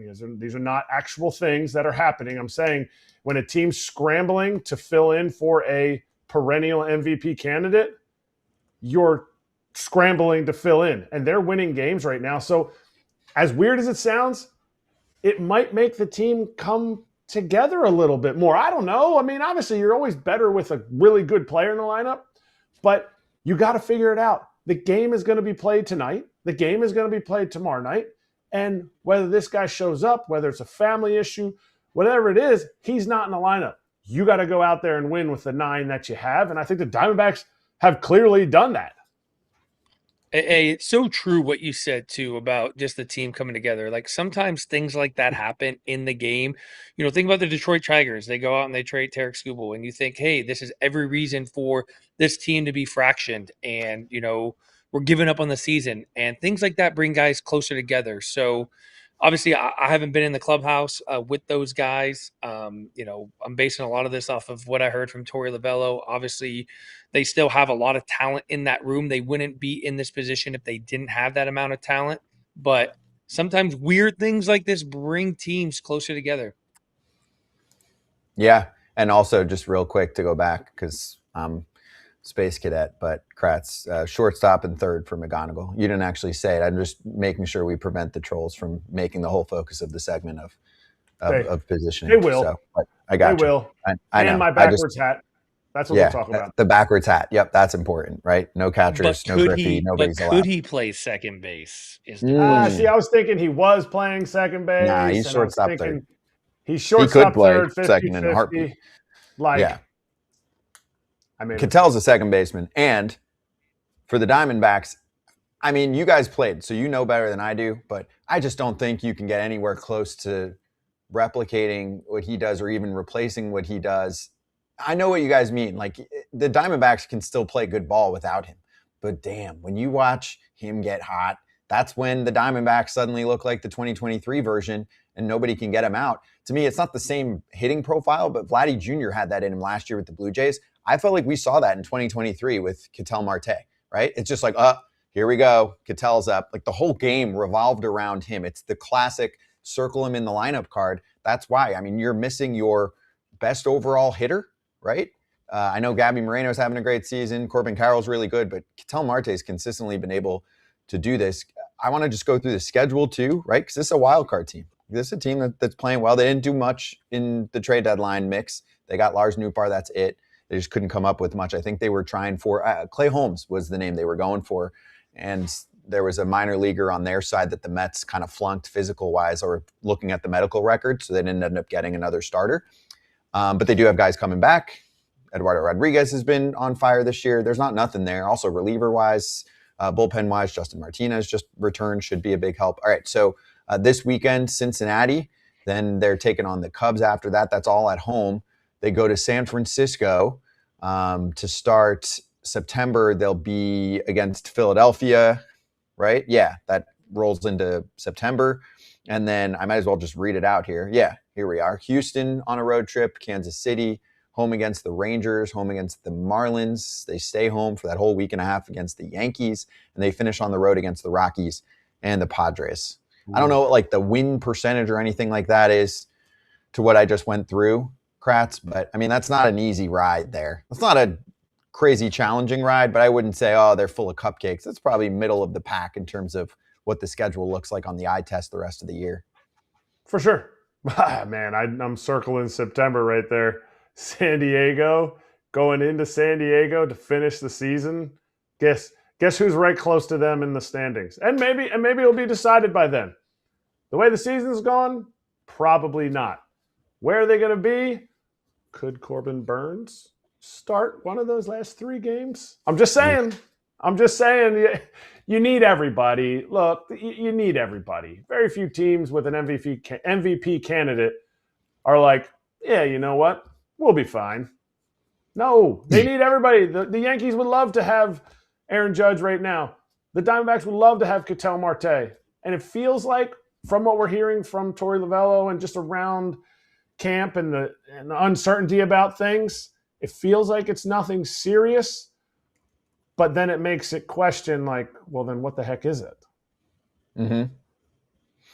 Hopefully we get a little more information. I mean, whatever. It's his life. It's their situation. Baseball fans just want to know what's up, if possible. So we'll keep you posted on that story all week here as we roll along on FT. Another one that's been just catching the social media world by storm is what's going on with the Dodgers and the owner's finances. So we'll try and get some information here coming up next. Melody Gutierrez will join us. She's an investigative reporter for The Athletic, so she'll fill us in on what she's learned so far.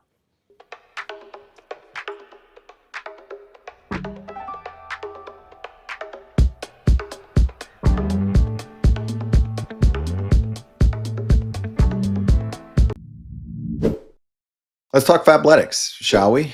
They have apparel for every season. We're wearing it as we talk about it. It's soft, it's comfortable. I wear it on the show sometimes on FT. What else do you love about it, Kratz? Well, I have it on right now, and I'm all about quality. But you know what? You know how good your clothes are when you're a parent, and your kids keep stealing all of it. My daughter stole the sweatshirt. My son stole one of my T-shirts. So it's got to be nice looking.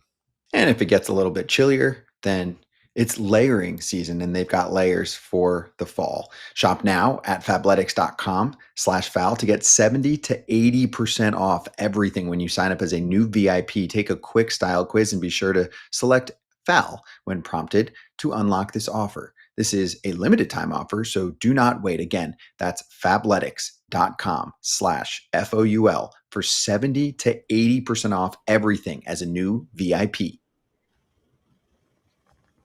You know, we like to mix in the injury reports. I mean, we don't. We hate them. But here's another one. It's for the A's again. I mean, we did Tyler Soderstrom conversation, right? Yesterday? Was that yesterday? Yeah. Okay. Well, Jacob Willson, unfortunately, also likely done for the season. Martin Gallegos covers the team. IL for Willson. Back to Sacramento. Seeing a doctor for his left shoulder. And season is likely over. So this is a guy who's fun to watch when he's got it all going. Cashed in, made some good money, hasn't had a good year. Kratz, disappointing to see this news for A's fans in general. It turned into a nightmare. They never were really in it. And a lot of the young core that you're excited about has either not played well or is hurt. And, you know, the replies to the comments on that tweet were like, is the last person going to shut the lights off on the way out? I mean, they're losing guys to significant injuries that also might even impact 2027.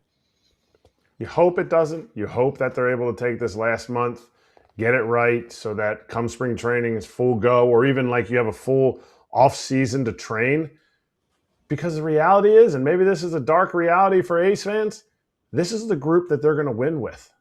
They've extended these guys. They've extended them to, you know, through Vegas. So if you want to stay an A's fan, these are the guys, and it has not been going very well at all lately. Hey, and I know injuries are random, but we spent a little bit of time yesterday talking about the facilities, and you have to wonder the amount of injuries that the A's have had and the lack of big league things that they have. Has this kind of caught up to them? Good point.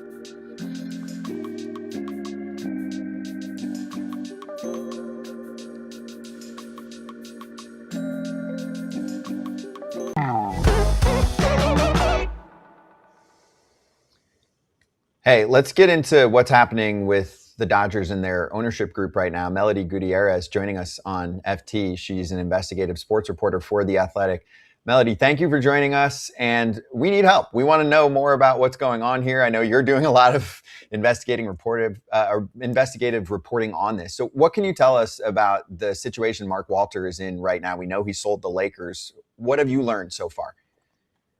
Yeah, so this gets into insurance spreadsheets, which is not really where we spend our time, in the sports world. So, new subject for me as well in terms of diving into those filings. But I think what it comes down to that is easiest to explain is that, his companies, he has two insurance companies, Delaware Life and Clear Spring Life. They have been making loans to other entities, and what the SEC and U.S. Attorney's Office in New York have been looking at is, whether or not he's standing on both sides of that. But is he on the side of the, person lending, the company lending, and on the other side of the borrower? Which, when you're using insurance funds, those are supposed to be pretty low risk. There's not a lot of visibility into what risk factors there are with these loans. But, there's a lot of questions on, how much was known, why these were listed as companies that had nothing to do with his own company, when clearly they've now kind of righted some of these filings to show a significant increase in the amount of affiliated debt. Melody, I watch games and I'm like, okay, I can talk about that. I read your article and I'm like, I need your help, Melody. And I think fans are also that way, because I don't want to portray this and tell us maybe if I'm right or if I'm wrong as, oh, the Dodgers, oh, this must be more nefarious stuff by the Dodgers, when I don't feel like the Dodgers are a nefarious organization. Can you explain it to fans who are confused by this, how it affects the team that they either hate or the team that they love? Yeah, I mean, the Dodgers have, had a lot of success under Mark Walter. They've enjoyed the deep pockets of this owner. But, I think that there's just a lot of questions still. Like, there's a lot left to be kind of answered. So I understand sort of the, speculation, but we don't have a lot of answers to this. Will there be criminal charges? No idea. And until, that happens, I think that it's all kind of speculative right now. I'll dive into more nitty gritty. So when you were explaining affiliated versus, unaffiliated, can you get into what that means? There's certain regulations that a company in this position has where I guess you can loan a certain amount. This is where I'm going to start to lose it, so I won't go too long on the question. But how that affected things. And then is there some type of potential payback in the past when this happens where you do actually have to give money back? Yeah. So in an insurance company, your money that you're essentially loaning needs to be low risk because these are people's savings. This is people who are going to rely on this money in retirement or death benefits. This money is pretty sacred in the world of finances. But what's happening in these companies is they're loaning it out to companies that are affiliated with the Delaware Life and Clear Spring Life. And so what the problem is that it's not that these are illegal, although there are some limits to how much you can loan out to affiliated companies. The problem is that they didn't disclose them. So like the easiest example I've found to kind of explain what's happening here is Delaware Life, which is controlled by Mark Walters, gave a loan, and it's a small loan compared to what we're looking at in the billions at issue here. But it was a $4 million loan that was given to Dodger Tickets, and that's the entity with the Dodgers that deals with like season tickets and other business operations. In these documents that were filed at the end of 2025, Delaware Life, again owned by Mark Walters, controlled by Mark Walters, listed that loan as being unaffiliated. That is obviously a company that he has an interest in, that his other stakes in the Dodgers has an interest in. So by listing that as unaffiliated, you're essentially telling the regulators that, this is, debt that we have fully vetted. We have, not an interest in whether or not they pay it back. Like, that part is pretty clear here that like they have an interest on both sides of whether that loan gets paid back. And, how do you kind of vet that transaction if you have a stake on both sides? Does that make sense? Yeah, that makes as much sense as I can make out of it. Of course, yeah, this is definitely not our wheelhouse, but super interesting and ties into the baseball world here, right? It's not like you're not saying the word Dodgers as we talk about this. I'm going to go, we can work our way backward, but I want to go to the end game here. Are there any indications, I know you don't have the answer to this, but just based on the research that you did, that it could affect the Dodgers, even in terms of a potential sale or partially selling shares? It's a valid question when Mark Walter has sold the Lakers. It sounds like there's something going on with Chelsea FC. I don't know if it's officially happened yet. And there were, I don't know if this was reports, rumors, et cetera, about how the TV contract, maybe they could get, some money up front there. So can you explain the sports side and the selling off that has occurred in the last couple weeks? Yeah. I mean, to get into this, Mark Walter is a sports mogul. Like, it's a name that most people might not know. It's not, he's not a flashy owner, so he's not somebody who kind of comes to the forefront when you're talking about owners, but he's got a stake in multiple leagues, not just the NBA and, Major League Baseball. It's, Women's Hockey League. So what this has to do with the Dodgers is really everything, and we don't know yet. Like, it's like somewhere between there. The Dodgers are in the finances here. Like, their finances are coming into play in this, investigation. You can see that even with Dodger Ticket, again, a small item in the billions of dollars at play here. But, whether or not it leads to a sale, I think that's too early to say, but, it does mean that everyone is kind of looking and saying, what's the impact on deferred contracts? What is the impact, on their ability to spend big in the future? So I think that there's, without even the sale question coming up, this impacts the Dodgers. Yeah, I think you kind of answered my question because, correct me if I'm wrong, he owns about 27% of the team. And if he has to sell, I was wondering who would probably step up if there's any indication of who would buy it. But you kind of answered that question. We haven't quite got to the point where he has to sell. Right. He's a majority owner. So he has a large stake in the Dodgers. That's, he bought into this team. He's owned it since 2012, and I think that's there's a lot of money obviously with the Dodgers, and it makes money. So it's not something sports owners get into this business because this is an asset that grows. I mean, look at the Lakers. He bought it 14 months ago. It made $2.5 billion in that 1 year that he owned the team. I mean, who wouldn't want that as a return on their investment? Yeah, for sure. I think a lot of people would not complain about that. Did you reach out to Major League Baseball? Is there something that they're just sitting back and letting the federal investigation take, and whatever happens with the federal investigation, then they'd make their decision, or are they doing their own type of investigation and how that handles the future for the Dodgers and for Walters as one of the 30 majority owners? We reached out to the Dodgers, who have said this has, like, the Lakers sale has nothing to do with them.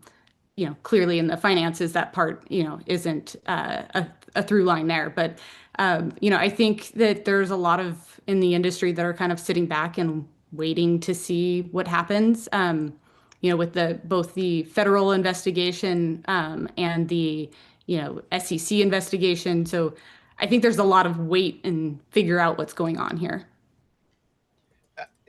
I'll refer to a question and just a topic that pops up frequently with the Dodgers.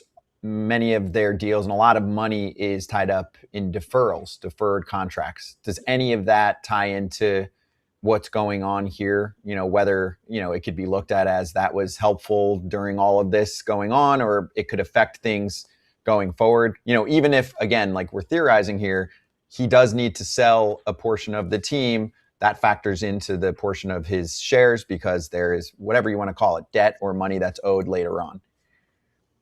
Yeah. I don't get a sense that people are worried about that money not being there, but where is that money parked, I think is a good question. And whether or not it's tied into, insurance companies and how do policy holders feel about their money being tied to, the Dodgers. I think a lot of people wouldn't realize that, they have a stake in the outcome of the Dodgers with their, life annuity policies and death insurance. So I think, there's a lot to question on, that element. And I'll ask one that I know our guys are texting me about right now, and I'll bring it right to the forefront. They were like, doesn't Shohei Ohtani have a key man clause and opt-out in his contract? That is true. We spoke to your colleague Sam Blum the other day about it. He wrote a great article touching on the subject. At the time when you look at that deal and Shohei Ohtani signing for $700 million deferred, so net present value more in the mid 400s, you don't really think, oh, let's keep an eye on the key man clause just in case Andrew Friedman or Mark Walter end up jumping ship. There is at least some semblance of a percentage of a possibility that he does have that option. Now, he's made it clear, or at least his camp did, it seemed like in that article, that he wouldn't necessarily jump ship. But what it does in the mainstream world is create people going, hey, maybe Shohei opts out and he signs with my team. So just thoughts on how, I guess, the percentage chance of this at least could increase given his financial issues right now, or his financial turmoil that he's got to figure out, that he could end up not being the majority owner, and that could trigger a clause for the best player in the sport over the last 5 years to have his say on where he goes, not just where he goes, but also to rip up a contract and sign a new one that could be worth even more. I mean, that really plays in to like the Dodgers saying this has nothing to do with us, right? Like that's definitely the line that they would want to take in this, because that is a key player, a key man agreement that, I would love, insight on, why that was important to Ohtani, but I think we don't know. But I mean, they're saying that he's not going to exercise it. I think that's all we kind of know at this point. But, are other teams going, hey, there's an out here and we'd love to have you? Like, I think that's the fun part of baseball.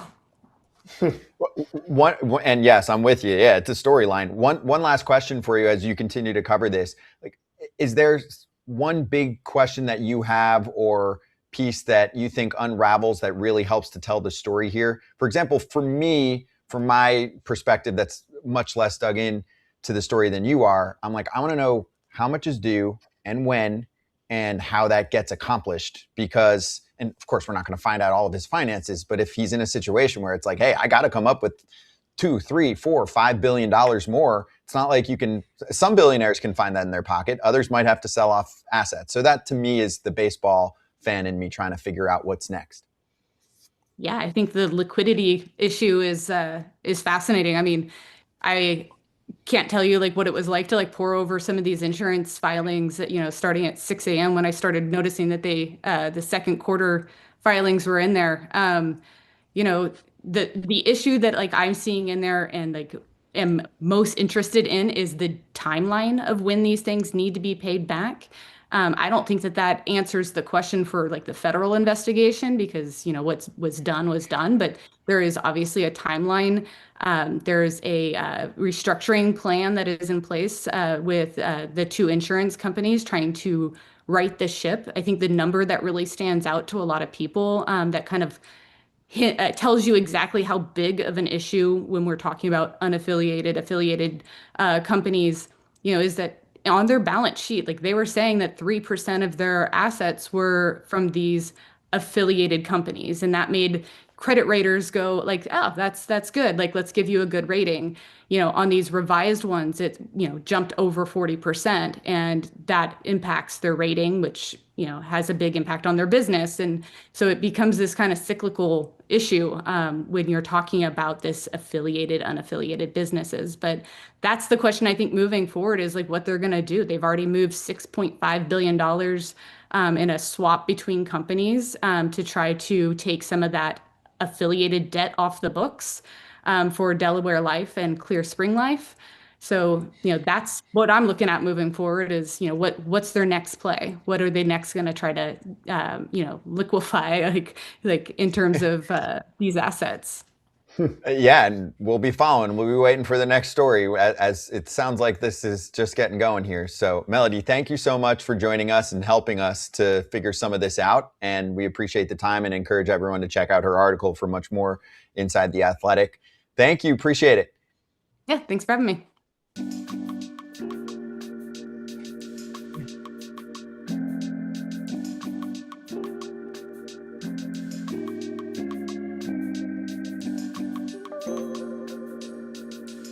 Well, speaking of first timers, Kurt Suzuki, you both mentioned Albert Pujols as a potential manager, and we brought him up on the show as well. What are your guys' assessment of Kurt this year? Does he have the managerial chops to stick in the job, or do you guys think the Angels need a new manager next year? Breezy shaking her head already.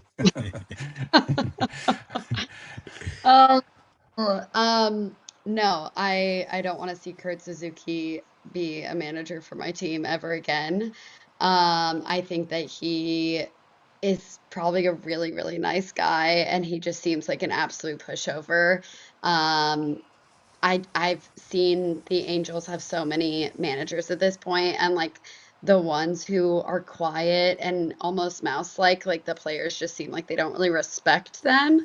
I also think that now that we're in a full rebuild, like we need somebody who, and as much as I think Albert Pujols' name is getting thrown around, like I do believe that we need somebody who has done this a lot. Like I was excited about Ron Washington for a lot of reasons, but he is so well respected by players. Like that's what I think that this organization needs if we're going to be in a full rebuild. Like you need somebody that is going to be harsh yet well respected. And I think that that's like a big reason why Zach Neto has probably fallen off a lot. Last year he was really good under Ron Washington, who constantly was out there working with the guys. Like I personally do not see Kurt Suzuki doing that in any way, shape, or form. I think they maybe hired him on to help Logan O'Hoppe. That clearly didn't help. Didn't work. So I would definitely like to see our manager be someone who is much more focused on the infield again. I think that it's such a young group of really, really talented guys, and they deserve it.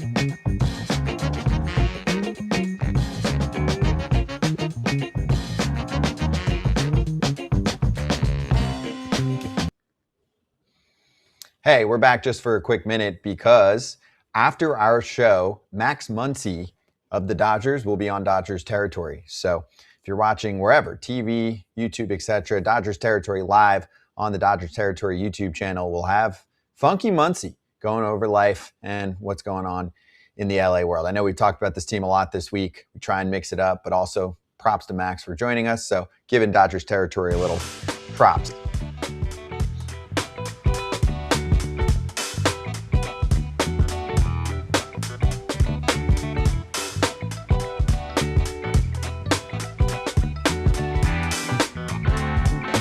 Well, I think he's an indispensable force on that team.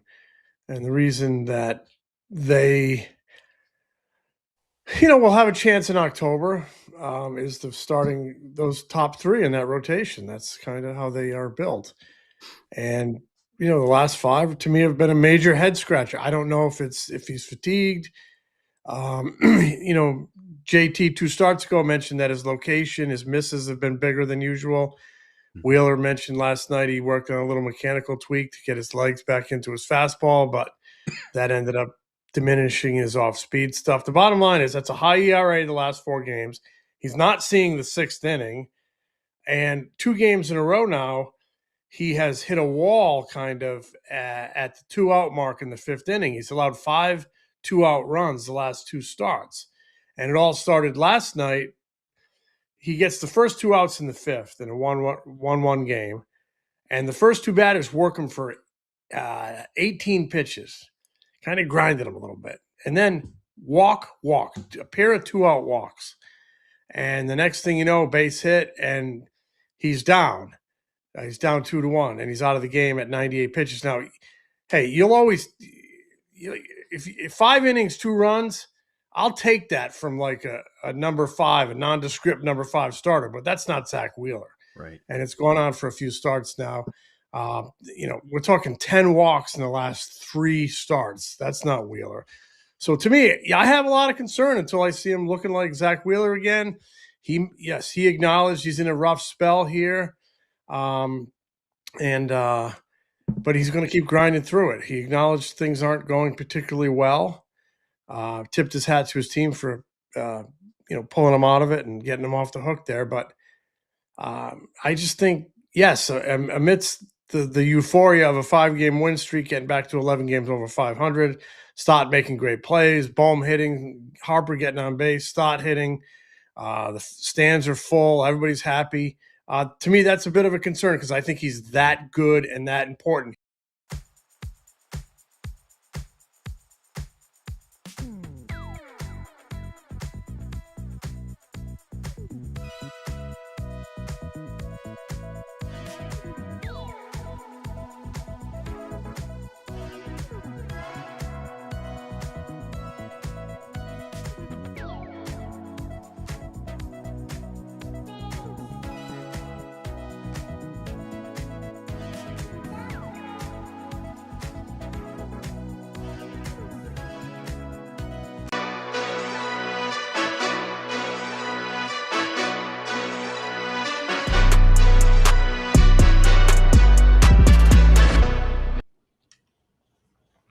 All right, people, let's slap. And first off, tomorrow's show will be a unique one. Kratz, do you know what you're doing tomorrow? A Friday edition of FT? I mean, I know it's not JJ Redick, but I know it's a first-time hoster on FT. His name is? Josh Reddick. Joshua Reddick. Josh Reddick from Crush City Territory will be on the show. Katie Wu will be hosting the show. I know at least one guest that will be on the show for Friday, and he actually just received some pretty cool accolades thanks to a new stat that is judging first base and a little bit more on how impressive you can be at the position. His name is Alec Burleson from the St. Louis Cardinals. By the way, KP, I know the Cardinals aren't in a favorable position, but not in an unfavorable position. Last I checked, I believe 3 games out of a wild card. It's not crazy to think that they could still go on a run here. Joshua Baez had that ridiculous debut, and then he slumped, and then he sat, yesterday? But this team's got some promising pieces here. Crazier things have happened. Let me answer this question. What's today's date? Is today August 20th? Yeah. Yes. Today's August 20th. If you ask any Major League Baseball player that goes into spring training and you tell them, hey, we can fast forward to August 20th and you're going to be 3 games out of a wild card, do you want to take your chances with that? Every team would sign up for that. Maybe aside from the Dodgers or, the top of the top, the elite of the elite. But every other team, especially a Cardinals team that probably wasn't expected to get here this year, if you told them back in February or March in spring training, 3 games out to go to the playoffs to get a wild card spot, August 20th, go, they would say, let's do it. So they were in a great position compared to where I thought the baseball world probably thought they would be at. And yes, they do have a lot of great pieces. I'm a big fan of Alec Burleson. I love watching this guy hit, and I don't want to get ahead of ourselves because you guys are going to talk about it tomorrow on tomorrow's show. Great first baseman as well. Mm-hmm. Yeah, I agree. I think the Cardinals, they've played themselves into this. I don't think the front office thought they would be where they are, and I don't think they needed to think they would be where they are. But it'll be whatever it is. This is a positive season for the Cardinals, and I'm not like oh man, let's just find the nice silver lining and things. This is a positive season because they're going to be playing meaningful games down the stretch here, and that will help them learn for when they do get a few guys in free agency.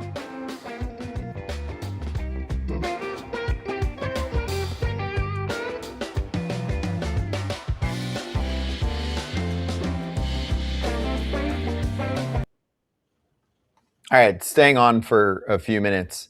First of all, hope that was helpful, the segment we did there on what's going on with the Dodgers, because I got lost in a few different wormholes over the past 24 hours, reading things on social media. And most of it helpful, and I try to keep to the business analysts. I think those are actually the best ones to explain some of this right now. And some of them are making a name for themselves in the sports world, where they're saying, hey, this is what this looks like.